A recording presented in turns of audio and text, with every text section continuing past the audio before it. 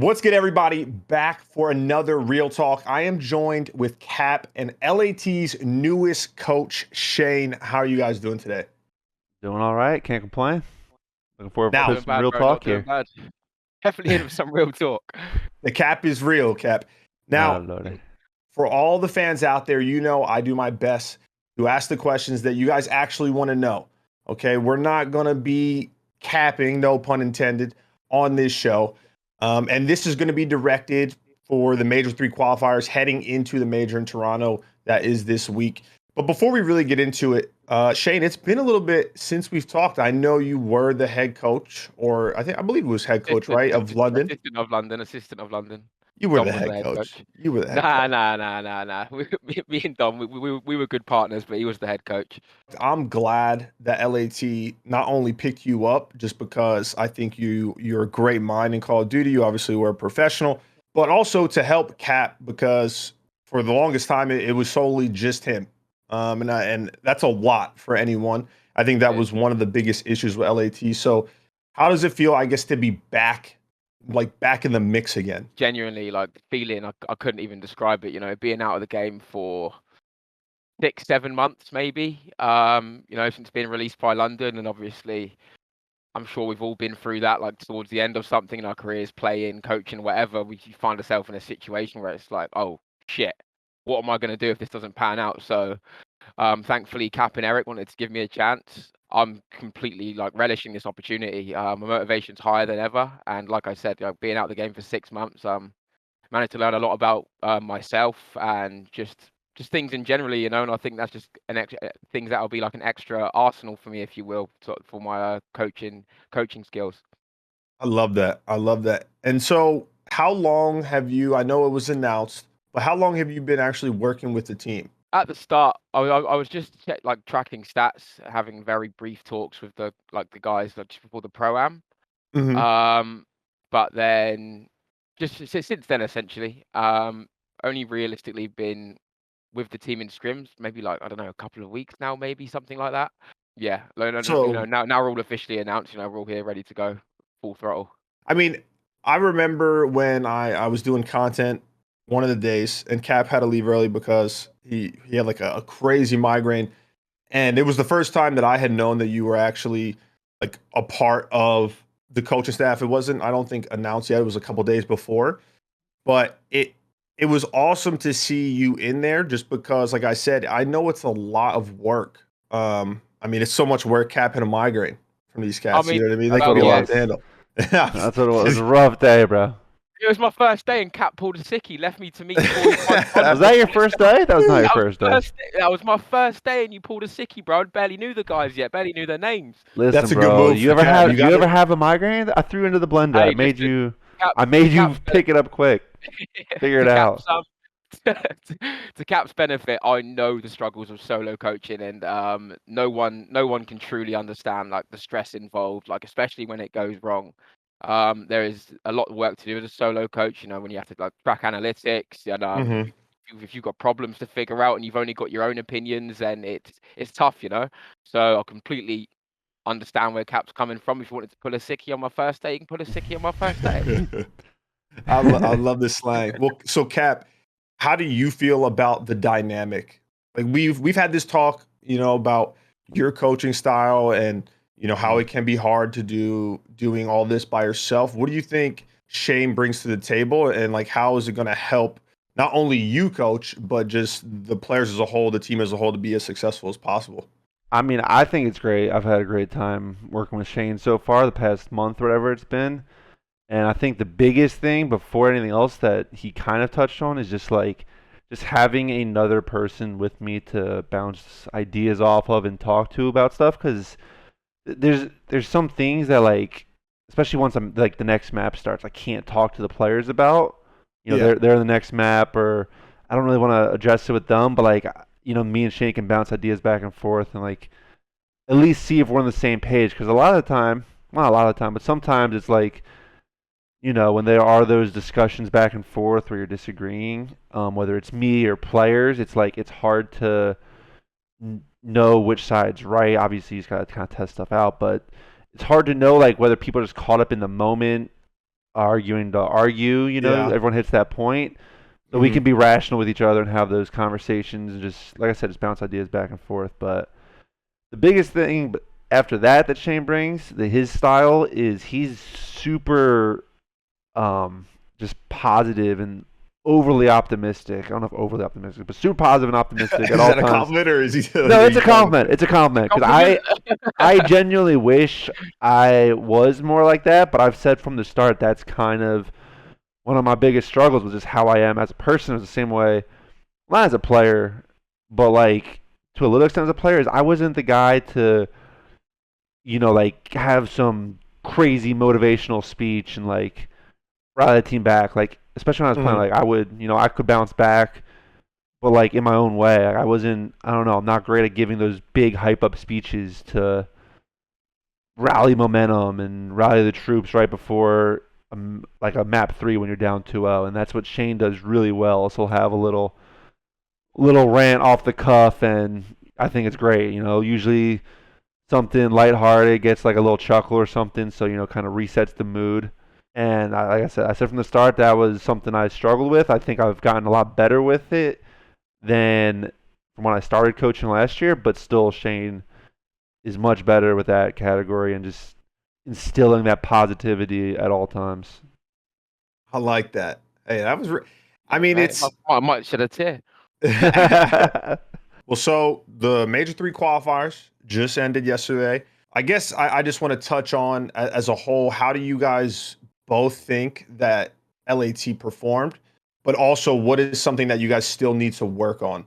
A franchise, of this caliber, of the players of this caliber, like we all know that we should have been better. Like, don't get me wrong, we played some tough teams, but like obviously walked into an on fire Minnesota who 3-0'd us. Seattle, again another strong team which we come out in cold, and if you come out cold versus a team like Seattle, they're going to give you a tough time. Like, yes, we finished 2-3. Obviously, again losing to Optic, which is like, don't get me wrong, they're an incredible team. But we should. I'd rather us like essentially, if we're losing these games, at least make them really work for it. At least make them really have to sweat for it. And I feel like with the series that we did lose, we didn't make the other team, fight enough. It was made it a little bit too easy for him. And I feel like if we are going to lose games by playing badly with with the caliber of people that we have all around us, that if we're losing games because of some people underperforming, it should still be relatively close, Yeah. And obviously sometimes the other team just plays incredible, like with Shotzi yesterday. Like, he honestly maybe the greatest performance Dude. I've ever seen that map one, and none of the players were really like offended by it in a sense where like downhearted by it, because we were still giving Shotzi those props. Like, like if a player has a map like that, what can you truly do? Yeah, when a superstar has a map like that, you just kind of got to tip it and move on for sure. Sure. But like I said, we definitely need to. There's still some fundamental issues on S&D. But just across all game modes, it's just it's the same fundamental things that will occasionally happen, which can, in a game like this, where difference between strafe and left and right could be the difference between $1 million. It could mean it all, And I feel like that's where another thing where me and Cap complement each other. Like, I like to focus on things like quite on a macro level in a game like this, like making sure, trying to add all of the 1% that we possibly can. If anything gives you a 1% advantage, we try to add all of them together. Maybe we've got now a 20% increase of winning the next match. So I feel like me and Cap can complement each other quite a lot in those points. And with more time, I'm sure we're going to see a lot more improvement from the team.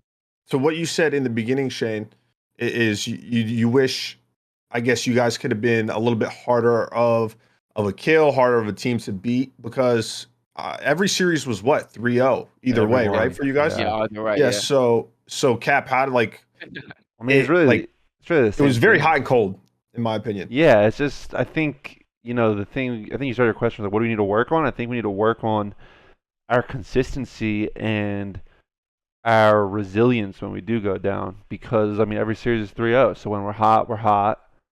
And when we're cold, we don't really bounce back. And like Shane said, we don't really make teams like work for it. Like, we just kind of got the 3 losses, we got steamrolled, and the 2 wins, we look like the best team in the world. Like, we steamrolled them.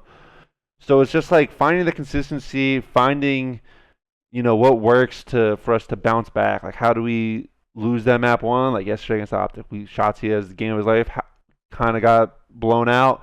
How do we bounce back for the search? We gotta figure out the best way to do that so that we don't just end up in this spiral where it just gets out of hand too quick. Because then, I mean, we lost the map 1, and the search looked sloppy, and then just through the whole series. So, um, I don't know. We're still figuring that out. Like I said before, that's what me and Shane kind of do well together, is bounce those ideas and talk about that stuff. Mm-hmm. But I mean, in practice, we look like literally dead in the middle of what we saw in the 5 matches. You know, like we look like a pretty solid team, in my opinion. We look pretty good. We play most teams really well, and then the matches are just one of the two extremes. So Which is a coach's worst nightmare, because it's the two so frustrating. Yeah. the two first 3-0 losses that we had, genuinely in practice, but from the sounds of what the players are saying, this is the best it's been in like literally months. Going a couple of days, without losing a hard point. Winning 75%, 80% of maps, even when you play Atlanta and Optic, pushing them. If we're losing, it's close. If winning 1 or 2 maps versus them, which they're incredible teams, you can take a lot of positives out of that.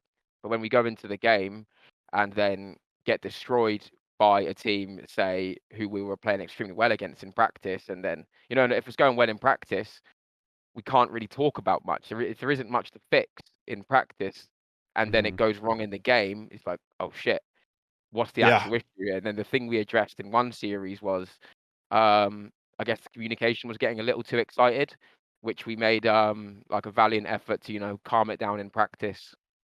So when the energy naturally increases, in a tournament setting, we'll be at a more, I say, perfect vocal level. And that's something we worked on before the Boston game, and obviously that worked out really well. And it's unfortunate we couldn't carry it over into the next day, but it's like I said, man, it's a team like Optic. If you're not on your best performance, they're gonna put you down.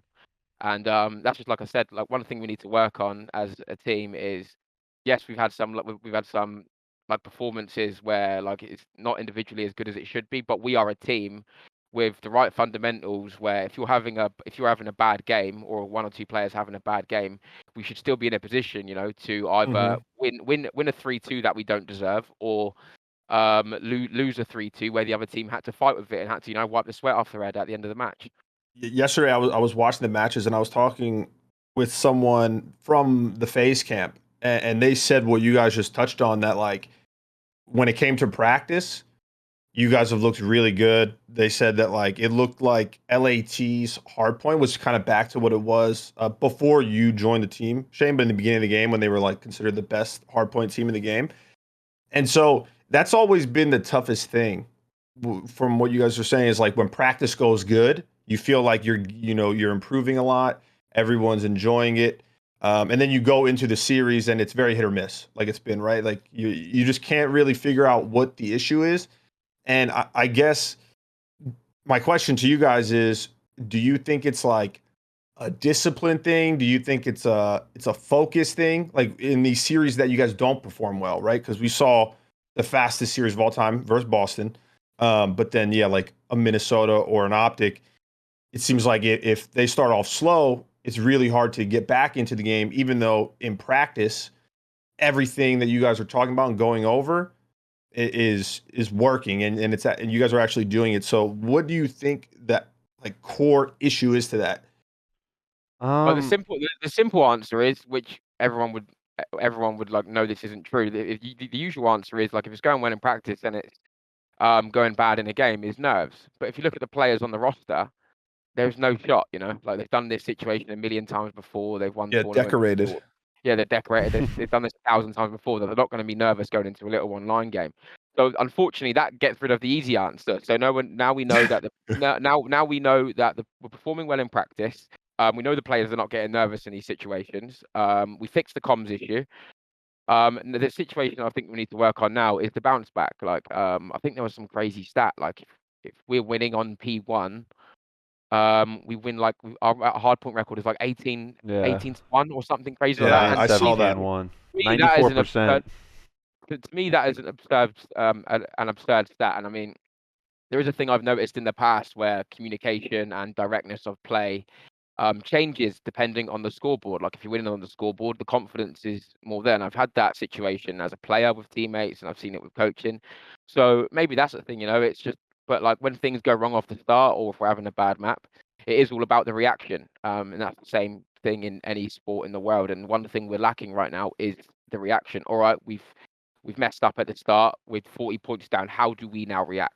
I think it's just resetting, along with what you're saying. Like yesterday against Optic, we literally lost the first hill of Berlin. We had a bad side. We lose the first hill like 45-0. And then we're in a great setup on P2.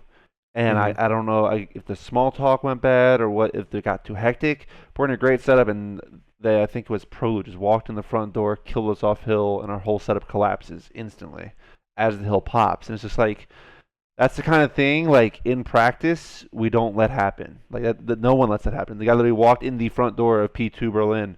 So I don't know if that's a miscommunication. I don't know exactly what happened there. But it's just like taking that reset. Hey, guys, lost P1, 45-0. Who has what in this P2? Because we're going to beat them on rotation. How are we setting up? Who has what? Keeping track of the names. Like, who do we have to kill? So I think in matches we just get a little too flustered and like a little too chaotic when we do go down. When in reality, it's just, take a deep breath. Play these maps every day, multiple times. Probably played each map over 100 times this year now. Like, well over 100 actually. 1,000. Yeah, probably closer to 1,000 It's than gotta be. 100. I just didn't even know the number was, without thinking about it. But I could already see LAT barely scrimmed. They only played Berlin come on 100 now, times. probably 1,000. You know what? Maybe 10,000. 10,000 hours. 10,000 minimum. So, because I agree with what you were saying, Shane, about you can't really use the cop out of maybe they're getting a little nervous. They're all decorated players. They've been around. They've played on the biggest stages, performed the best on the biggest stages, besides Octane, of course. And Jesus. and so this isn't their first time around the block. Do you think it could be like pressure related, Cap? Because obviously everyone knows LAT is one of the most talked about teams in the league this year. They've been talked about. People are going to have very strong opinions on the players, on the teams, on yourself. So Shane, get ready for that. But so do you think it's a difference maker when they're like in front of everybody on stream, not for nerves or being anxious, but just like the pressure of like, okay, if we don't win or I get smoked, like this is going to be an annoying day. Like, because I mean, in talking to them and just like being with them every day, I don't get that vibe. Truly, I don't get that from them. And like, I mean, we talk about the decorated. I was just wondering. The one, not to call him out, but the one who's not as decorated is Drazah. But like, if you God, I'm not calling him out. I love Zach. Zach's awesome. Respectfully, Shane loves working with Zach. We talked about him a few times. It's just like he's not what Shane thought he was. He's a whole different person. Like super energetic, delusionally confident, and I love it. I love it. So like, I don't think they're feeling the pressure. They're all super confident in what they do, and how they play the game. And I don't know. I don't think the pressure gets to them much. Maybe a little bit, but like I said, I really don't get that vibe from them. There's always going to be a little bit of pressure, for every team in any situation. They're going to feel it from the Atlanta to the Optics as well, and there's nothing wrong with that in my opinion. But like I said, if we are feeling that little bit of pressure, then honestly we should be. We're in the LA Thieves. We've got a great roster, and we're not exactly where we should be on the ladder, the leaderboard whatsoever. Exactly. I mean that's kind of what I was thinking of just you have high expectations. Whenever you have a team with these players, a part of an org like the LAT, it's people are going to expect you to be a top team, and when things aren't going well, I mean we've all been there. We've all been a part of teams that are expected to perform very well, and then if it's not gone right, the pressure, at least from my personal experience, I don't know, maybe you guys are just cold-blooded. The pressure can build up over time, but of course. So I guess I kind of want to talk about what is your guys' preparation now heading into Toronto, because you guys leave tomorrow, right? Mm-hmm. Yeah. So what is your guys' game plan without giving anything secret out? And you don't have to answer it, I guess, if you don't want to, because I know that this is a huge match, especially when it comes to CDL points. But what is one thing that like you're very focused on to being able to move to the next round in winners bracket? It's just like this week we need to do whatever we can to iron out as many creases as possible with the map pool that we have, and we have got like consistent issues on some maps, which this week will be. Well, we've been trying to take down issues one by one. This week we're going to do, iron out these, like I said, iron out these creases, as many of them as possible, ready for the Minnesota game, because they're 5-0 for a reason. You can watch them when we've practiced against them in matches. Fundamentally, they've improved drastically, so it's going to be a really hard game, and we need to be ready for them. We're all relishing an opportunity to play at LAN.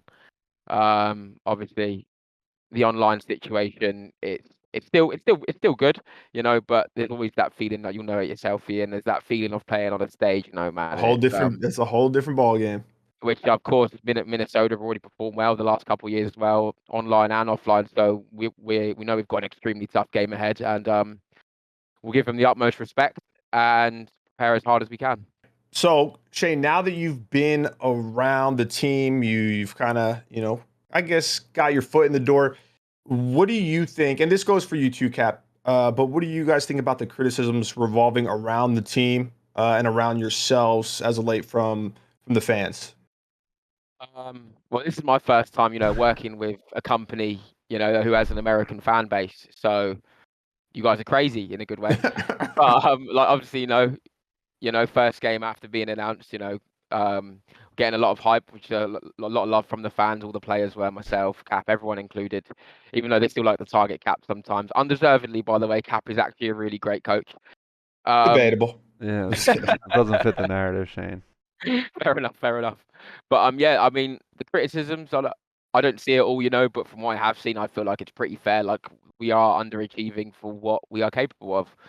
Obviously, at the start, it was went like 5-0 or something, and then it fell off after that. And obviously, for a Thieves fan who has a lot of loyal members, it's frustrating to see in the position that we are. So I feel like the criticisms are fair, and if it's criticised in the right way, I assure you, it does actually motivate our players more and more and more. So feel free to give any constructive criticism that you want. Yeah, criticism's fair because we've been underperforming. So criticism is fair, but like you said, it's got to be constructive. I just see people just be throwing hate. You're talking about. People just be throwing hate everywhere. Like, just because. They just be throwing hate just because we're underperforming. So they just roast everyone involved. Everything sucks. Everyone's wrong. Hey, I'd be catching strays. And it's just like, dude, the criticism is fair. You can definitely, guess. But, bro, people are, dead set. Everyone sucks. Everyone's got to go. Blow it up. Nothing about LA Thieves is good. And it's just like, bro, that is not ever going to be the case. Also, people who were criticizing yesterday's match, got to watch more Call of Duty. Oh, I know who I was crying at that.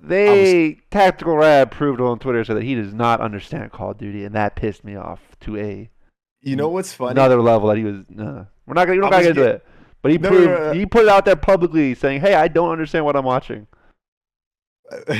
Without getting into it, I was getting attacked by the TAC Rab stands when I was streaming last night because someone came in and asked me.